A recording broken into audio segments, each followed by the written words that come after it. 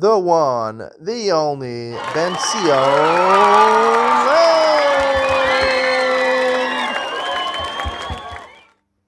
And welcome to Yeshiva YouTube. Ideally speaking, as we continue with this book, The 10 Really Dumb Mistakes That Very Smart Couples Make. We're in chapter 13, the second part of chapter 13, talking about how marriage is a friendship.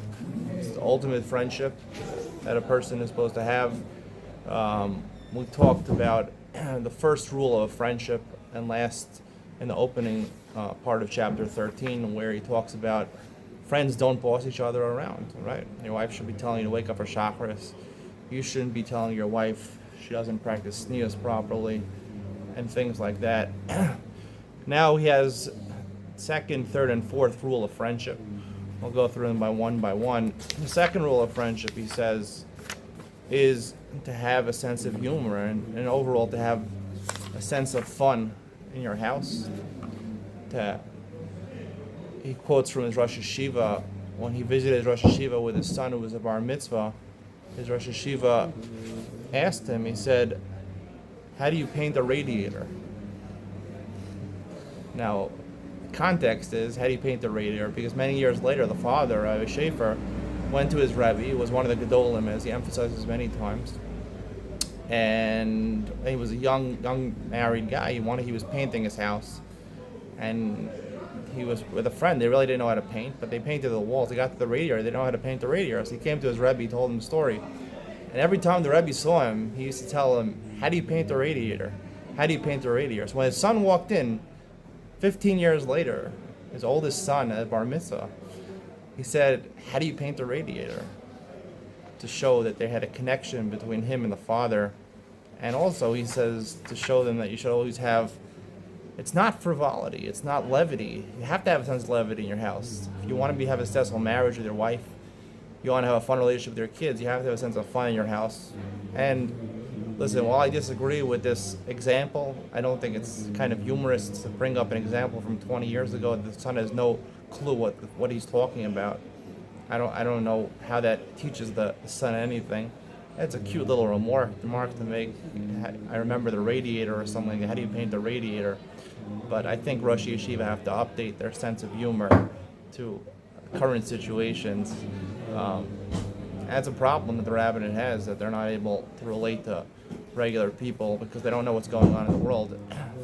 But the point is a true point, that if you want to have a good marriage, you have to have fun. Women love to have fun, and they like having a change of things. You don't go to the same restaurant all the time. You don't go to the same vacation spot all the time.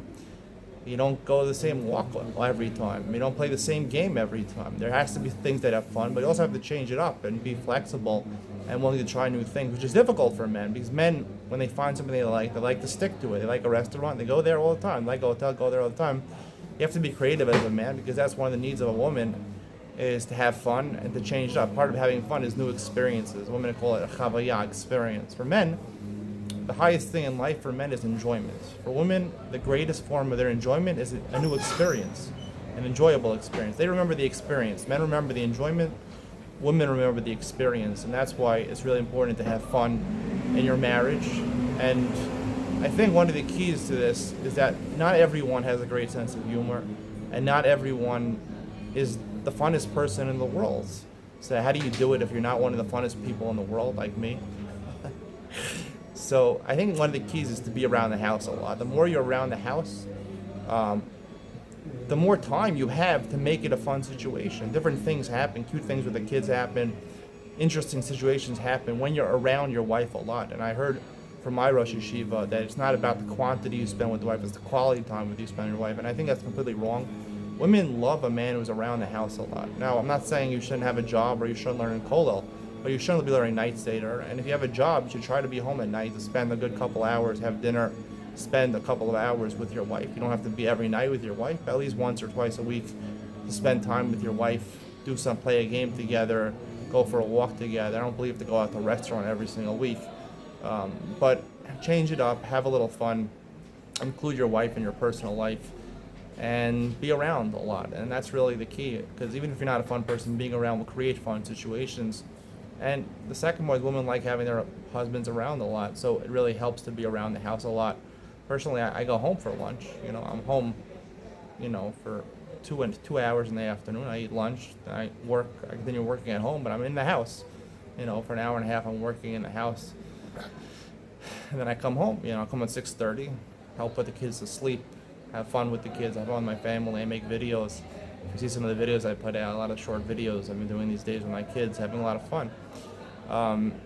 And then, I go to Mincha Marav and I come home at around 8:30. We have dinner, Either I'll chill out myself or I'll spend some time with my wife. My wife would like me to spend more time with her, but women want their husband to spend time with them all the time. But you have to be a man and you have to realize that time for yourself is important also. Men need their space. The third rule of friendship, he says, is that it's you and your wife against the world. And your wife comes before everyone, including your parents, including your siblings, including your aunt who won't leave you alone. I also have one of those aunts. Benny, why don't you be a lawyer? Why don't you be a doctor? You're so smart. I have that aunt around. I love her very much. She's a really nice aunt. But you can do so much. You have so much talent.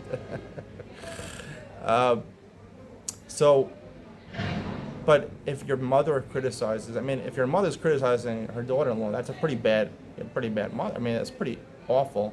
He brings examples over here.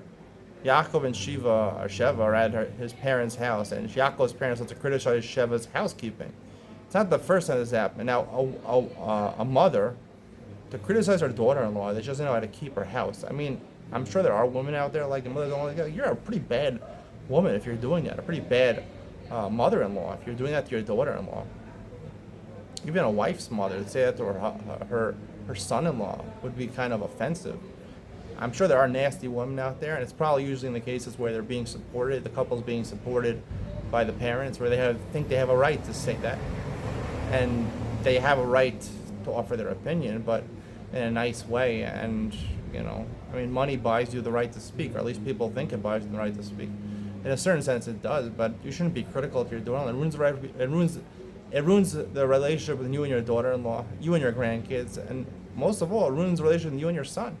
So don't do this if you're a mother-in-law. But apparently, there's people that do this. Yaakov tries to change the subject, doesn't work, and he defends his wife, which he says is the right thing. And you defend your wife. You always defend your wife. Your wife comes first, before your parents, before your kids. That's the most important thing. Also, remember that your wife comes before your kids, because when you don't have kids, or your kids are younger, or you don't have so many kids, they don't take up as much of your time. But as they grow older and their problems become bigger and they take up more of your time, it's very easy to forget your wife and to favor the importance of your kids or the time with your kids. But if you want to have a good marriage, you always have to put your wife as number one. I always say this, not number one, as number two. You are number one as a husband. If you're not number one as a husband, then you're not going to be the king. Your wife is not going to respect you. And if you don't value yourself, then your wife is not going to value. You have to come number one. You spend the most money on yourself, more than you spend on your wife. You have to know that as a husband. Most men are very faulty in this, and then women look down to them. The reason women don't respect them, half of the reason they don't respect them, half of the reason the women don't respect their husbands is because it's a big yetzer hara for a woman to not respect their husband. They treat them like their friends. They don't respect their husbands, and husbands need respect. But the second thing that causes is that husbands devalue themselves. They don't buy themselves nice clothing. They don't take care of themselves hygienically. They don't value themselves. And when a person, whether it's your wife or a different person, sees that a person doesn't value himself, and you can easily assess that by looking at a person. You take a look at a person. I can look at someone's Facebook picture, profile picture. I can tell you exactly very much about that person. I can tell you whether that person values himself or not, what type of person he is, because that's the picture he chose to project himself with. You can see a lot by a profile picture. You really can. So you have to value yourself. If you don't value yourself, your wife is not going to value you. And therefore, you're number one, but your wife is number two. Remember, your wife is number two. She's always before the kids.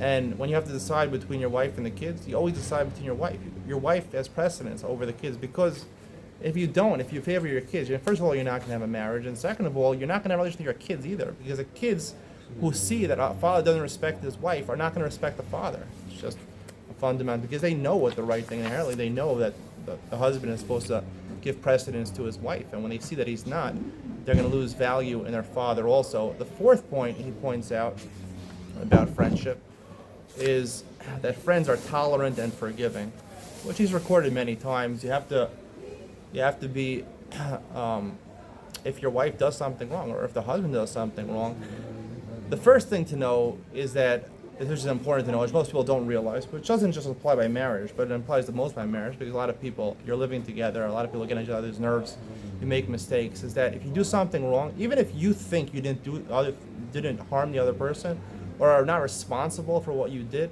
and you have no responsibility, it was a mistake, or you didn't intend it in that way, but the person was hurt, the other spouse was hurt. The first thing you do, before trying to explain yourself, don't bother explaining yourself, it's not going to help. The wife or the husband doesn't care that you're explaining. Mostly the wife. The wife doesn't care that you think you're not responsible. She was hurt. All you have to do, and the two most important words in marriage is not, as this author says, that's strange, because that has nothing to do with marriage. But the two most important words in marriage are, I'm sorry. Just say, I'm sorry. Just go right to it. Say, I'm sorry, I made a mistake. It's hard for people to do this. The reason it's hard for people to do this is because it's a knock on your ego. By admitting that you're sorry, you're admitting that you did the wrong, and you think you didn't do anything wrong. All you gotta do, it's two magical words, just say I'm sorry. Specifically for a husband, applies all the time. And women should also learn this, and women do it more often than men, because they don't care about their own ego so much. So they'll say I'm sorry, and learn from your wife. She says I'm sorry, you just go right away and say I'm sorry, all you do. And this is a rule that applies to all types of relationships, any familiar relationship or a relationship with friends. People just want to hear you're sorry, right?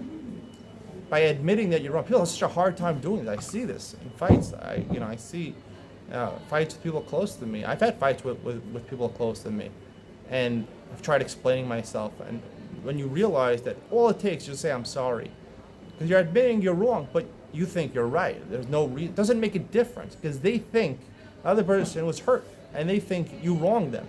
It's not good. All the explaining in the world is not going to help, and it's definitely not going to help by cutting off a relationship and say, I want the other person to call me. I deserve an apology from them.